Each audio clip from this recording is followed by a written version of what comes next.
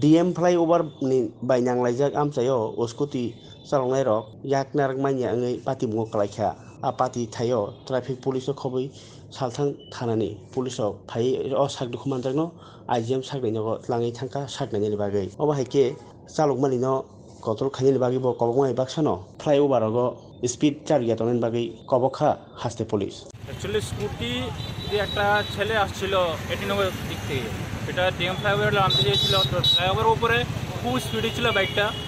হ্যাঁ, তখন আমি বাড়িতে যাচ্ছিলাম, তখন আমি দেখি তার বাইকটা খুব স্পিডে ছিল, তখন ওর পরে খুবই ইনজিউর্ড হয়েছে। তো আমি থানা গিয়ে কল করেছি, ফায়ার সার্ভিসে কল করেছি, ফায়ার সার্ভিস এসে লোকটাকে নিয়ে গেছে থানা হসপিটালে, আর স্কুটিটা আমি থানাতে হ্যান্ড ওভার করে দিয়েছি। মানে এটাতে কি মানে একজন ছিল গুরুতর আহত, মানে অন্য কোনো গাড়ির সাথে ধাক্কা না কোনো গাড়ির সাথে সিঙ্গেল, মানে ব্যালেন্স রাখতে পারেনি, ব্যালেন্স খুব স্পিডে ছিল, প্রায় 100 স্পিডে।